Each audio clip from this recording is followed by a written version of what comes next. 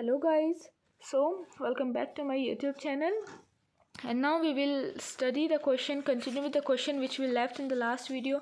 And first of all, I'm really sorry guys that I'm making videos late, but I'll surely try to complete the syllabus as faster as I can.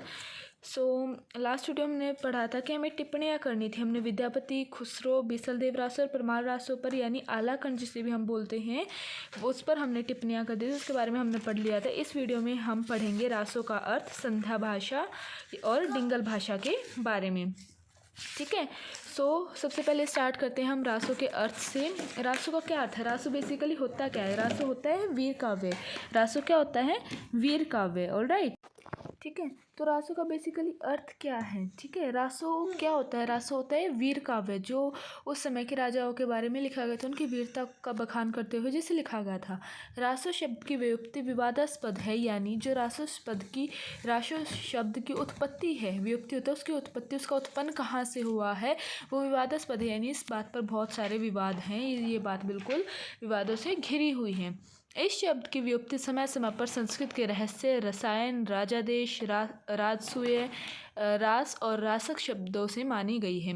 यानी ये जो शब्द है, रासो जो शब्द है, उसकी उत्पत्ति समय समय पर यानी अलग अलग समय पर संस्कृत के अलग अलग शब्दों से या फिर हिंदी के अलग अलग शब्दों से, जैसे संस्कृत के रहस्य के शब्द से, रसायन से, राजादेश से, राजसूय से, रास से और रासक शब्दों से मानी गई है।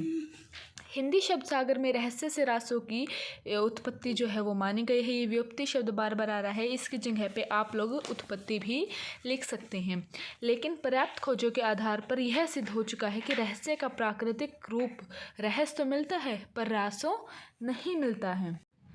जो रासो शब्द है, यानी जो हिंदी शब्द सागर को यदि देखें, यानी हिंदी से अगर रासो की उत्पत्ति माने तो कहते हैं कि रहस्य जो शब्द है उससे इसकी उत्पत्ति हुई है। लेकिन जितने भी पर्याप्त खोजे हैं, यानी जितने भी खोजें आज तक हुई हैं, उनके आधार पे ये सिद्ध हो चुका है, यानी ये प्रूफ हो चुका है कि जो रहस्य है उसका प्राकृतिक रूप जो है वो रहस्य तो मिलता है लेकिन रासो नहीं मिलता। यानी कहने का अर्थ है इसका कि जो रहस्य है उसका प्राकृतिक शब्द जो है वो रहस्य मिलता है लेकिन रासो नहीं मिलता, और ये किसी भी तरह से मेल नहीं खाते हैं। इसलिए रहस्य से रासो का संबंध जोड़ना सर्वथा असंगत है, बिल्कुल गलत है। ठीक है, गारसा दत्तासी ने, यानी गारसा दत्तासी जो हैं वो फारसी के बहुत जाने माने लेखक रहे हैं।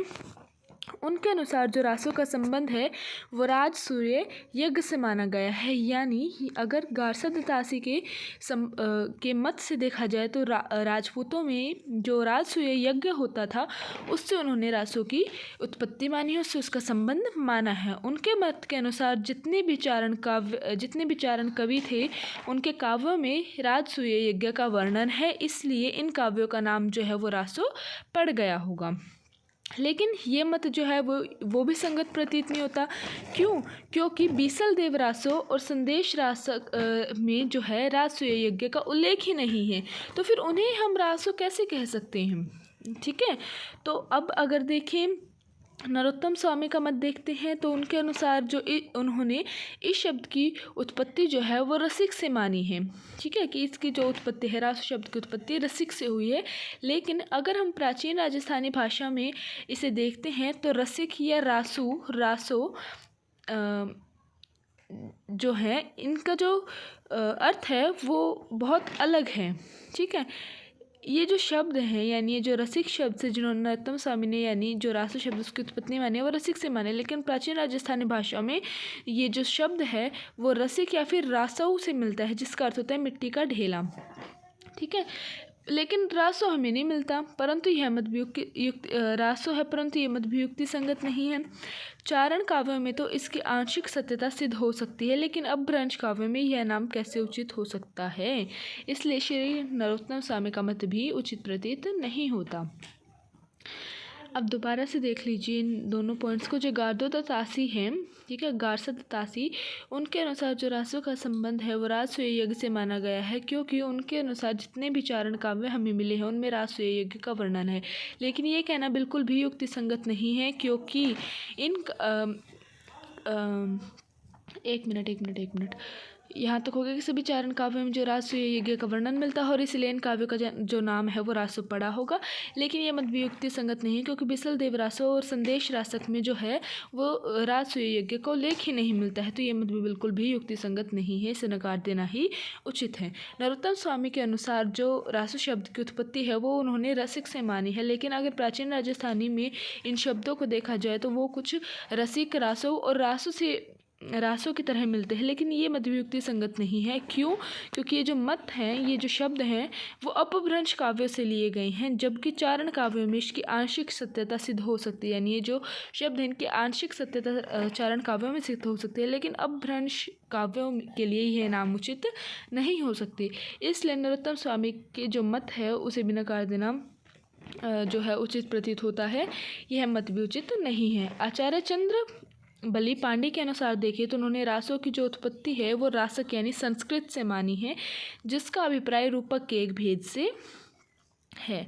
ठीक है, अब आचार्य चंद्र बलि पांडे के अनुसार देखें तो उन्होंने रासों की उत्पत्ति संस्कृत से मानी है, यानी रासक से जिसका अर्थ है संस्कृत उससे मानी है, जिसका अभिप्राय यानी जिसका मतलब रूपक अलंकार के एक भेद से है। पृथ्वीराज रासों का जो प्रारंभिक भाग है वो उदाहरणार्थ है, यानी उदाहरणों को लेकर बात को बताया गया है। उस भाग में उदाहरणार्थ होता है यानी किसी भी चीज़ को उदाहरणों के द्वारा बताना। जब हम पृथ्वीराज रासो देखते हैं तो उसका जो प्रारंभिक भाग है वो जो है वो उदाहरणार्थ मिलता है, यानी उस भाग में उदाहरणों को लेकर ही सारी बातें कही गई है, लेकिन उसमें सर्वत्र नाटकीय पद्धति का निर्वाह नहीं है। यानी जितनी भी नाटकीय पद्धति है, नाटकीय जो नेचर है वो उसमें हमें नहीं मिलता है। नाटक का कोई भी निर्वाह उसमें हमें देखने को, यानी उसका फ्लो निर्वाह होता है किसी भी चीज़ का फ्लो, उसका फ्लो हमें उसमें नहीं देखने को मिलता है। आचार्य शुक्ल जी के मत के अनुसार देखें तो आचार्य शुक्ल ने रासों का जो संबंध है वो रसायन से माना है। इसके लिए उन्होंने अपना तर्क दिया कि बिसल देव रासों की उस पंक्ति का प्रमाण इसके जो मत है, यानी इसके फेवर में उन्होंने बिसल देव रासों की उस पंक्ति का प्रमाण दिया जिसमें रसायन से अभिप्राय जो है वो काव्य से लिया गया है। यानी आचार्य शुक्ल जी के अनुसार जो रासो है उसका संबंध रसायन से माना गया है, इसीलिए उन्होंने बिसल देव रासों की उस पंक्ति का उदाहरण दिया है जिसमें रसायन से अभिप्राय काव्य से लिया गया है। और ये पंक्ति याद कर सको तो कर लेना कि कौन सी पंक्ति थी वो। ठीक है, ये तो ऐसी कोई नीड नहीं है।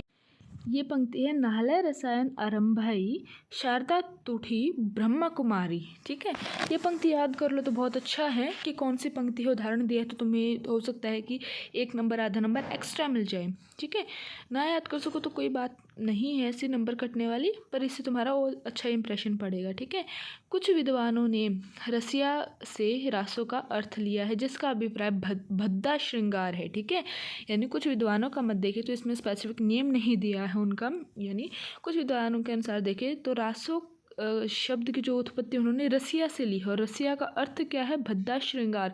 लेकिन रासो काव्य में कोई भी ऐसा कहीं पर भी ऐसा श्रृंगार वर्णन नहीं मिला है, यानी कहीं पर भी ऐसी कोई बात नहीं मिली है जिसे भद्दा कहा जाए, जिसे भद्दे श्रृंगार की कैटेगरी में भद्दे श्रृंगार के वर्ण में जिसे रखा जाए।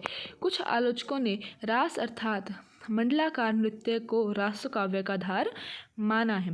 मंडलाकार नृत्य यानी कहते नहीं है कि जो राजा होते थे पहले के समय के, वो अपने रास में ही बिजी रहा करते थे। ठीक है, अपने जिसमें अपने से मतलब होता था। रास होता है एक तरह का नाच होता है, नृत्य होता है, जिसे मंडलाकार यानी गोलाकार बनाकर नृत्य करना कहा जाता है। लेकिन इसकी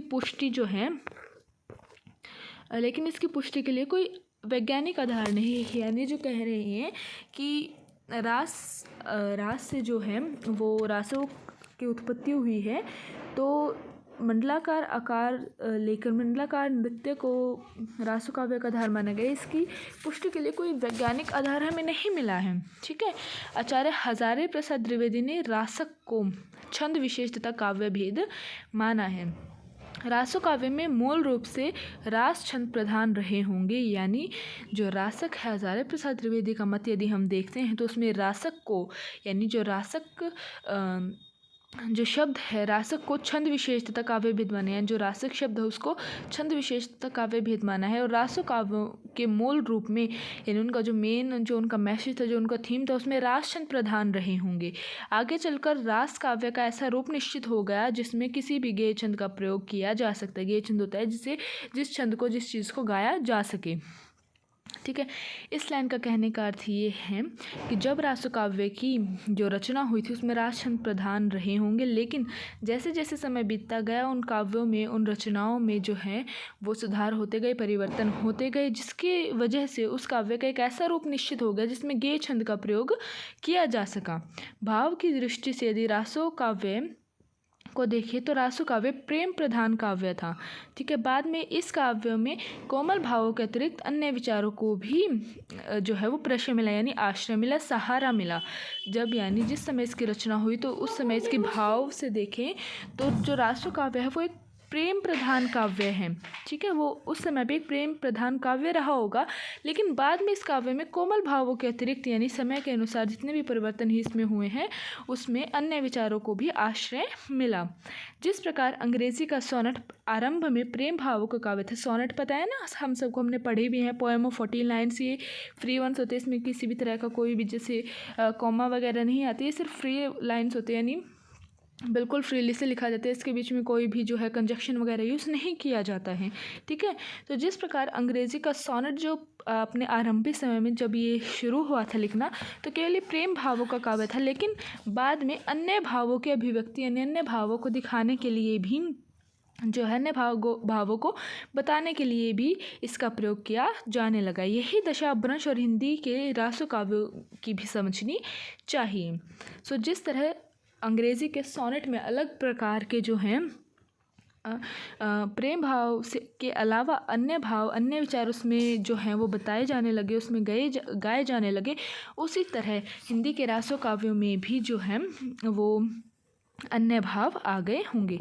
let's come to the next point, that is Sandhya या संध्या भाषा। So now let's continue with the Sandhya या फिर संध्या भाषा। इससे 1 मार्क के क्वेश्चंस बहुत बनते हैं, सो इसे ध्यान से पढ़ लेना।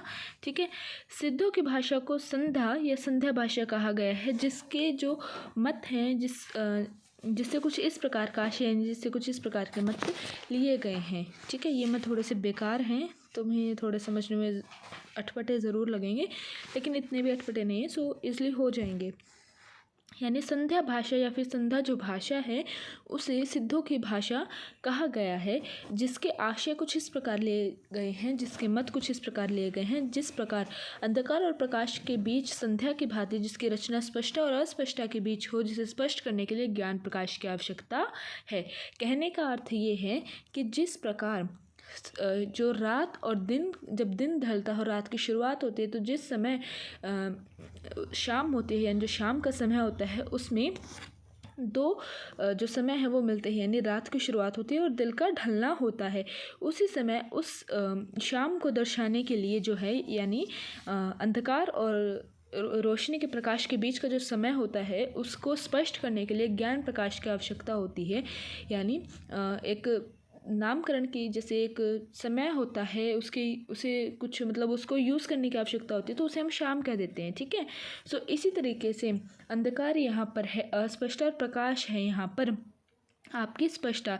यानी जो सांझ जिस प्रकार दिन यानी प्रकाश और रात यानी अंधकार के बीच में समाई हुई है, उसी प्रकार जो संध्या भाषा है वो भी अस्पष्टता और स्पष्टता के बीच में फंसी हुई है। उसकी जो रचना है वो भी इन दोनों के बीच में लटकी हुई है, और इसे स्पष्ट करने के लिए हमें ज्ञान प्रकाश की आवश्यकता है, हमें और भी खोजों की आवश्यकता है। यानी कहने का अर्थ है यानी कि इसकी प्रामाणिकता सिद्ध नहीं हुई है। तो साफ साफ शब्दों में ये कह सकते हो कि साफ साफ शब्दों में तुम लोग ये कह सकते हो सिंपल से लैंग्वेज में कि जो सिद्धों की भाषा यानी जो सिद्धों की भाषा जिस भाषा को माना गया है यानी संध्या भाषा को सिद्धों की भाषा माना गया है, लेकिन उसकी रचना स्पष्टता और अस्पष्टता के बीच है, और इसे स्पष्ट करने के लिए ज्ञान प्रकाश की आवश्यकता है। कहने का तात्पर्य है कि संध्या भाषा की या फिर संध्या या फिर संध्या भाषा की जो उत्पत्ति है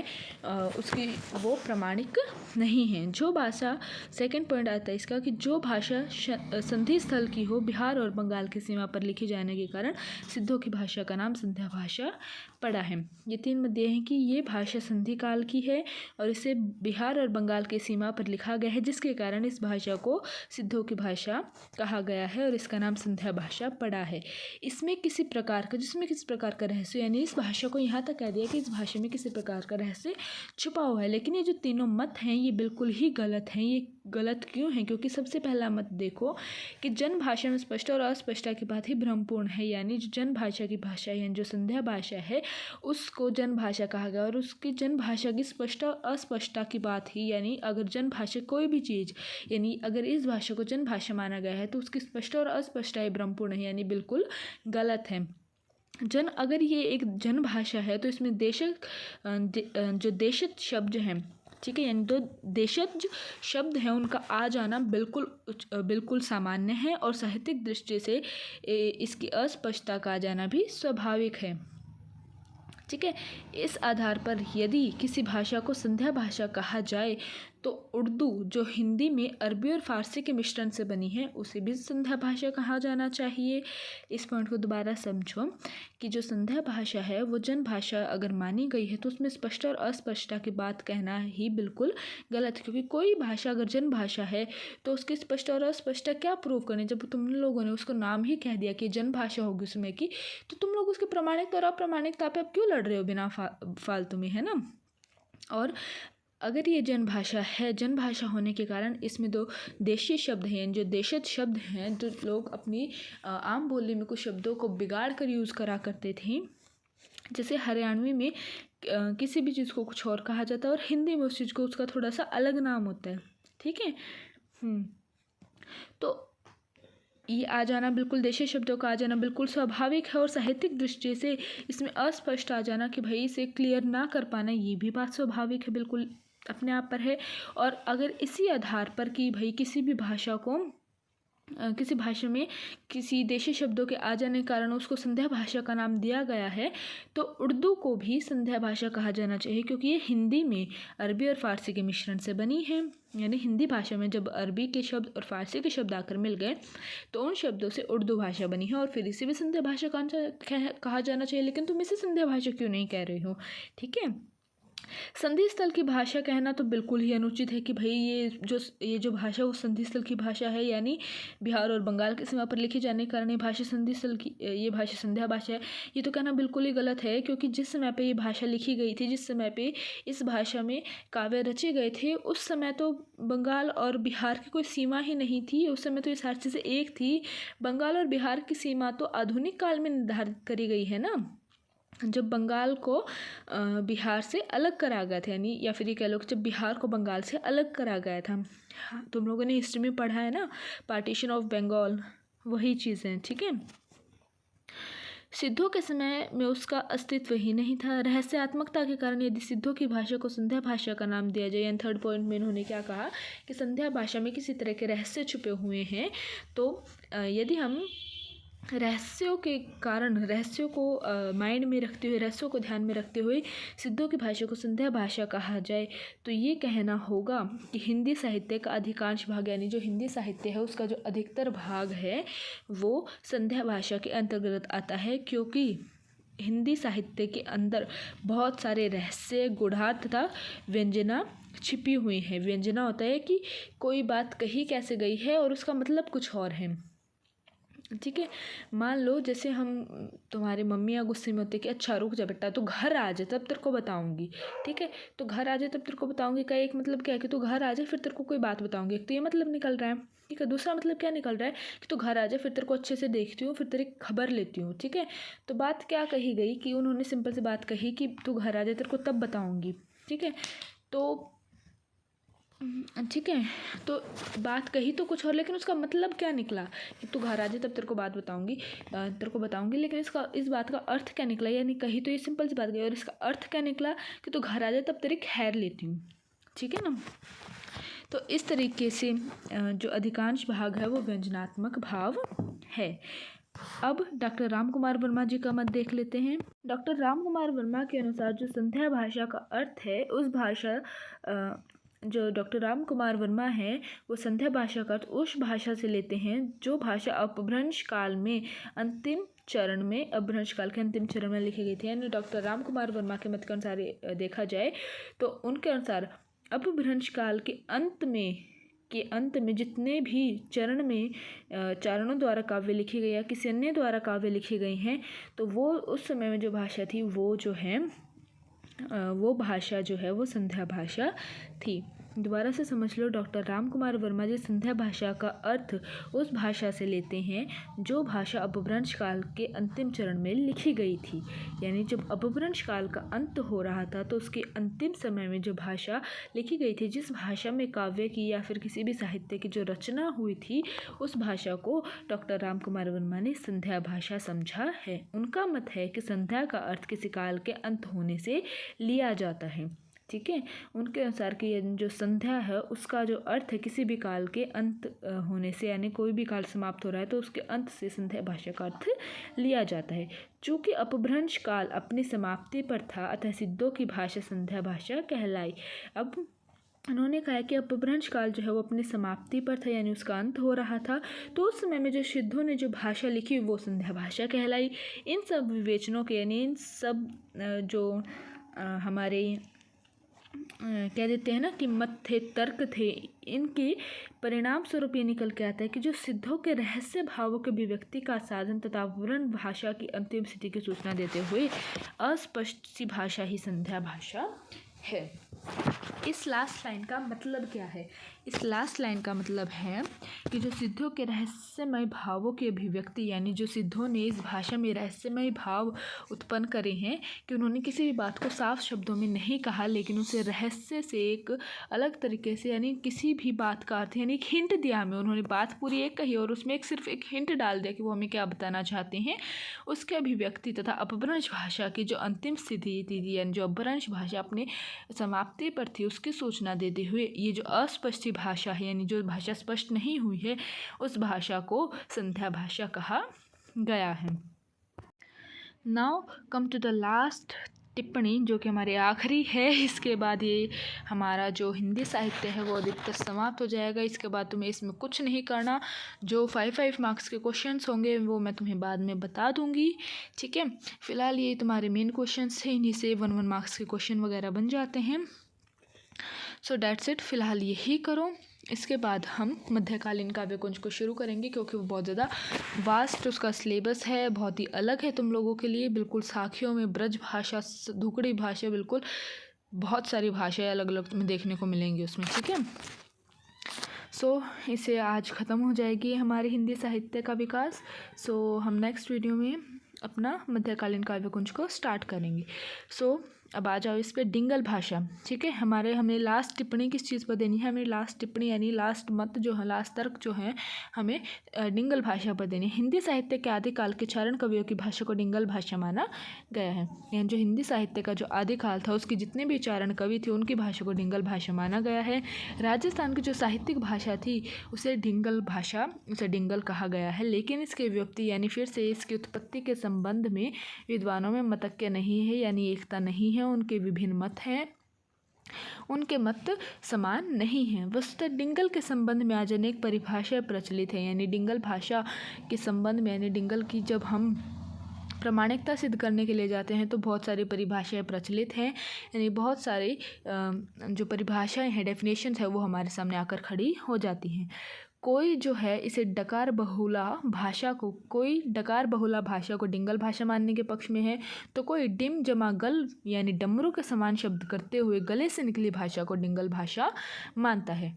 डकार बहुला यानी जिस भाषा में सिर्फ हमारे पेट से आवाज़ निकल के जिस भाषा में जो शब्द हैं, जो हवा है, जो शब्दों की उत्पत्ति है वो हमारे पेट से होकर आती है, जिसमें हमारे गले का और हमारे मुख का यानी जो मुंह है उसका कोई यूज़ नहीं होता, उस भाषा को डकार बहुला कहा गया है। और इस भाषा को यानी डिंगल भाषा जो है वो सिर्फ पेट से निकली हुई भाषा है, उसमें हमारे गले और उसमें हमारे मुंह का कोई यूज़ नहीं होता है, उस भाषा को डिंगल भाषा मानने के पक्ष में है कई विद्वान उसी तरफ जो कई विद्वान है वो डमरू के समान शब्द करते हैं, यानी डिम प्लस गल, यानी गले से और मुंह से दोनों का प्रयोग करते हुए दोनों से निकली हुई ध्वनियों को जो है निकली हुई ध्वनियों को को डिंगल भाषा मानते हैं। ठीक है। अब डॉक्टर एल.पी. टेस्ट्री के मत के अनुसार जो डिंगल भाषा है उसका अर्थ गवारू है, यानी डॉक्टर एल.पी. टेस्ट्री कहते हैं कि जो डिंगल भाषा है वो गवारू है, इसमें ब्रज भाषा जैसी शुद्धता नहीं है। लेकिन ये कहना बिल्कुल ही गलत है, क्योंकि जो शिक्षित चारण वर्ग थे उनकी भाषा थी, यानी जो चारण वर्ग शिक्षित थे, जो कवि उस समय के जो कवि थे वो बिल्कुल शिक्षित थे और ये उनकी साहित्यिक भाषा थी और इसका अपना एक नियमित यानी एक अलग व्याकरण भी है। इसमें रस, अलंकार, छंद आदि का पर्याप्त ध्यान रखा गया है, यानी इसमें हिंदी भाषा के समान ब्रज भाषा के समान ही सभी चीज़ों का ध्यान रखा गया है और ये भाषा उसी के समान शुद्ध है।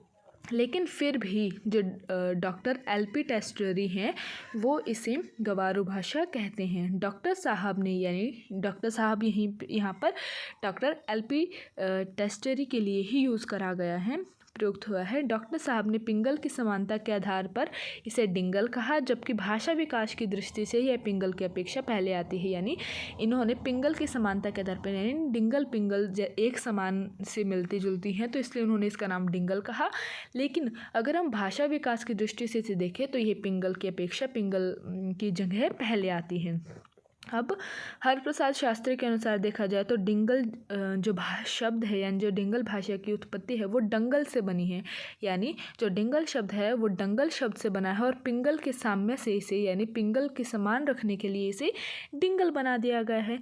जो डंगल है वो मरुभूमि की भाषा होने के कारण, मरुभूमि यहाँ पर राजस्थान के लिए प्रयोग किया गया है, उसकी भाषा होने के कारण तथाकथित डिंगल भाषा को डंगल कहा गया है। और ये लाइन जो दिसे जंगल डंगल जेठ जल बगला था है, इसे याद करने की ज़रूरत नहीं है, बड़ी अजीब है, तुम इसका मीनिंग समझ में तो आने वाला है नहीं, तो इसे छोड़ देना, कुछ करने की इसकी ज़रूरत नहीं है। लेकिन इस पंक्ति में डंगल भाषा के लिए प्रयुक्त नहीं, ये नहीं कहा गया है कि जो डंगल भाषा है वो मरुभूमि की भाषा यानी राजस्थान की भाषा होने के कारण तथाकथित डिंगल भाषा को डंगल कहा जाता है। लेकिन ये जो पंक्ति हमारे सामने दी है वो डंगल भाषा के लिए प्रयुक्त नहीं है, तो यहाँ पे ये लिख सकते हो डंगल कहा जाता है लेकिन डंगल भाषा के लिए ये प्रयुक्त नहीं है। राजस्थानी में डंगल का जो अर्थ है वो मिट्टी का ढेला है, लेकिन प्रश्न यह है कि चारणों ने अपनी साहित्यिक भाषा को मिट्टी के ढेले के समान अनगढ़ क्यों कहा, कि मिट्टी के ढेले के समान इतना कमज़ोर क्यों कहा उन्होंने अपनी भाषा को। इसलिए ये मत भी किसी पुष्ट प्रमाण के अभाव में यानी किसी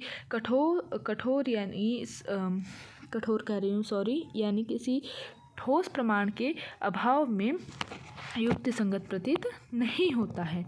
श्री गजराज ओझा ने ड वर्ण की प्रचुरता यानी उसकी प्रचुरता होता है उसकी अधिकतम जो है उसका अधिक यूज़ होने के कारण जो है प्रचुरता यानी उसका भर भर के प्रयोग होने के कारण पिंगल के साम्य से यानी पिंगल के समान रखने के लिए इसे डिंगल माना है। चारण काव्यों में कर्णकटु शब्द निसंदेह अधिक है। कर्णकटु शब्द वो चारण काव्यों में जो कर्णकटु शब्द हैं वो निसंदेह अधिक है, लेकिन उनमें ड वर्ण का आधिक्य नहीं, यानी उसमें ड वर्ण की जो उत्पत्ति है ड वर्ण का जो यूज़ है वो इतना प्रयोग जो है वो इतना अधिक नहीं मिलता है। इसलिए श्री ओझा जी का ये मत कहना भी निराधार है, बिल्कुल गलत है। देखो ये 3 पॉइंट्स हमने करे हैं तो इनको दोबारा से पढ़ लेते हैं, ठीक है। Doctor LP. टेस्टरी ने डिंगल भाषा को गवारू कहा है। उन्होंने इसके लिए ब्रज भाषा का जो है प्रयोग किया है कि इसमें ब्रज भाषा जैसी शुद्धता नहीं है, और लेकिन ये कहना बिल्कुल गलत है क्योंकि वास्तव में ये शिक्षित चारण वर्ग की साहित्यिक भाषा थी और इसमें नियमित व्याकरण है, इसकी अलग से एक व्याकरण है और इसमें रस अलंकार छंद आदि का पर्याप्त ध्यान रखा गया है। डॉक्टर साहब ने पिंगल की समानता के आधार पर इसे डिंगल कहा है, जबकि भाषा विकास की दृष्टि से ये पिंगल से पहले आती है। हरप्रसाद शास्त्री के अनुसार देखा जाए तो डिंगल जो है वो डंगल से बना है और पिंगल के समाने से रखने के लिए इसे डिंगल बना दिया गया है। डंगल मरुभूमि की भाषा है और उसके कारण तथाकथित डिंगल भाषा को डंगल कहा जाता है, लेकिन यहाँ पर डंगल भाषा के लिए प्रयुक्त नहीं है। राजस्थानी में डंगल का जो अर्थ है वो मिट्टी का ढेला होता है, लेकिन प्रश्न यहाँ पर आ जाता है कि चारणों ने अपनी साहित्यिक भाषा को मिट्टी के ढेले के समान अनगढ़ क्यों कहा है। और इसके उत्तर में जब हमारे पास कोई प्रामाणिक उत्तर नहीं होता और इस प्रश्न के उत्तर के लिए हमारे पास कोई प्रामाणिक जो है वो सबूत नहीं होता, प्रामाणिक उत्तर नहीं होता, तो इस वजह से हम इस मत को भी युक्तिसंगत नहीं मानते हैं। गजराज ओझा के अनुसार ड वर्ण की प्रचुरता के कारण इसे पिंगल के सामने यानी पिंगल के समान रखने के लिए इसे डिंगल मान लिया गया है।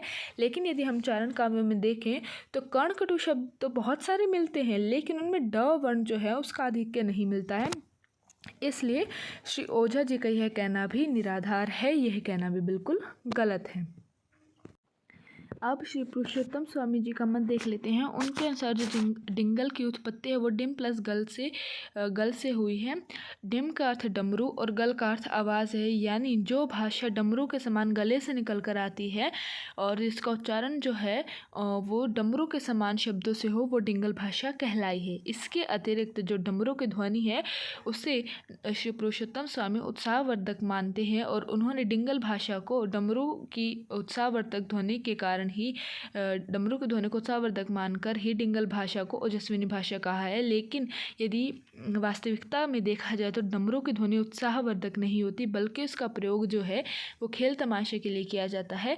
अतः डिंगल का ऐसा अर्थ करना चारण काव्यों के प्रति अन्याय है कि वो ओजस्विनी भाषा है, क्योंकि इसका प्रयोग जो वो खेल तमाशों के लिए किया जाता है और डिंगल भाषा को खेल तमाशों जैसी जो है निम्न कोटि में डाल देना बिल्कुल चारण काव्यों के लिए अन्याय होगा। राजस्थान में डिम जमा गल से डिंगल की उत्पत्ति मानी गई है, लेकिन इसका अर्थ जो है वो बालक की भाषा कहा गया है। ठीक है, लेकिन जो डिंगल साहित्य है उसके अध्ययन से हमें ये तो स्पष्ट हो रहा है कि उसकी भाषा परिमार्जित है, यानी मैच्योर है, परिपक्व साहित्यिक भाषा है। इसलिए उसे बालक की भाषा नहीं कहा जा सकता, क्योंकि बालक की भाषा में बहुत सारे त्रुटियाँ होती है, उसमें बहुत सारी कमियाँ होती है। लेकिन जो डिंगल भाषा उसके साहित्य के अध्ययन से बिल्कुल स्पष्ट हो चुका है कि इस भाषा का जो साहित्य है वो परिमार्जित है, वो परिपक्व है। परिमार्जित की जगह पे भी उसको सकते हो उसकी भाषा परिपक्व साहित्यिक भाषा है। श्री मोतीलाल मनोरिया का जो मत है वो इसमें बिल्कुल युक्ति संगत प्रतीत होता है, लेकिन बिल्कुल तो नहीं पर थोड़ा बहुत इन सभी मतों से युक्ति संगत प्रतीत होता है, क्योंकि मोतीलाल मनोरिया के अनुसार जो डिंगल शब्द है उसका अर्थ है अतिशोक्तिपूर्ण कविता। यानी जो अतिशोक्तिपूर्ण कविता है, अतिशोक्तिपूर्ण क्या होता है, ये एक अलंकार भी होता है और आप सभी लोगों ने पढ़ा भी होगा। इसका अर्थ हो किसी भी छोटी सी बात को बिल्कुल बढ़ा चढ़ाकर कहना, जैसे कि हनुमान की पूंछ में लगने पाई आग, इससे पहले लंका जल गई अपार। ठीक है, यानी हनुमान की पूंछ में तो आग बाद में लगी, ठीक है, उससे पहले पूरी लंका जल गई। भैया ये क्या कह रहे हो तुम लोग, हनुमान की पूंछ में आग लगी थी तभी तो उन्होंने लंका को जलाया था। तो ये तो बिल्कुल बढ़ा चढ़ा कर किसी बात को कहना, ये होता है अतिशोक्तिपूर्ण। और ये जो कविताएं हैं, यानी जितने भी कविताएं चारण कवियों ने लिखी हैं वो अतिशोक्तिपूर्ण कविताएं हैं, क्योंकि उनके मत के अनुसार चारण भाट जो हैं, ये जितने भी जो कवि हैं वो अपने आश्रयदाताओं के यानी अपने राजाओं की प्रसन्नता के लिए अतिशोक्तिपूर्ण उनका वर्णन किया करते थे। लेकिन इस साहित्य में केवल डींगे ही नहीं मिलती, बल्कि बहुत सारा वास्तविक अंश भी इसमें मिलता है। तो ये कहना भी गलत होगा कि भाई सारे डींगे ही नहीं मिलती, वास्तविकता भी मिलती है, लेकिन डींगे अधिक मिलती हैं। ठीक है, एक बार हम मुंशी देवी प्रसाद का मत भी पढ़ लेते हैं, उसके बाद लास्ट पॉइंट पे आएंगे, उससे ये बात ज़्यादा क्लियर हो जाएगी। मुंशी देवी प्रसाद के अनुसार इस कविता को ऊंचे स्वर से पढ़ा जाता था, इसलिए डिंगल कहा गया, क्योंकि उसमें डींग से लंबा और ऊंचा तथा गल से बात का अर्थ लिया गया है। मुंशी देवी प्रसाद के अनुसार यदि देखें तो इस कविता को ऊंचे स्वर में, जो डिंगल भाषा में लिखी गई कविताएं उन्हें ऊंचे स्वर में पढ़ा जाता था, इसलिए डिंगल कहा गया, जिसमें डिंग से तो लंबा और ऊंचा तथा गल से बात का अर्थ लिया गया है। और यदि देखा जाए तो डिंगल से जो है वो इस तरीके से कहना ये ठीक मानते हैं। इस प्रकार डिंगल की उत्पत्ति के संबंध में विभिन्न मत दिए गए हैं, जबकि जब तक कि नई खोजें नहीं आ जाती, नए तथ्य हमारे पास नहीं आ जाते, हमें उन नए तथ्यों के आधार पर पता नहीं चलता, तब तक श्री मोतीलाल मनोरिया जी का मत ही उपयुक्त सभी मतों में से अधिक संगत प्रतीत होता है। क्यों होता है? उसका कारण ये है कि अतिशयोक्तिपूर्ण कविता है, अपने आश्रितताओं के लिए प्रसन्नता के लिए अतिशयोक्तिपूर्ण वर्णन किया जाता था। ये यहाँ तक ठीक है, लेकिन इस साहित्य में जो डींगे है यानी जो अतिशयोक्तिपूर्ण जो वर्णन है वो अधिक मिलता है वास्तविकता के वर्णन के कंपैरिजन में, ठीक है। तो इसलिए इनका मत कहना ठीक है। मुंशी देवी प्रसाद का मत जो है वो इसलिए कहना ठीक नहीं है क्योंकि ज़रूरी नहीं कि इन कविताओं को ऊंचे स्वरों में पढ़ा जाता था। हाँ, ये कहना ठीक है कि अपने राजाओं की जो है यशोगान को दूर दूर तक फैलाने के लिए नहीं, उन्हें ज़्यादा से ज़्यादा लोगों को सुनाने के लिए उसे ज़ोर से पढ़ा जाता था। लेकिन डींग से लंबा और ऊँचा और गल से बात का अर्थ यानी गले से बात का अर्थ थोड़ी ना ले सकते हैं, तो यहाँ पे ये चीज़ गलत साबित हो जाती है। इसलिए इन सभी मतों में से श्री मोतीलाल मनोरिया जी का जो मत है उसे ही अधिक युक्ति संगत ठहराना ठीक होगा। Alright, so this is all about today's lecture. In tomorrow's lecture, we will start Madhyakalin Kavya Kunj, and if you like the video, smash the like button, subscribe the channel and share the video as much as you can, and also help your friends too. So bye bye, meet you in the next video.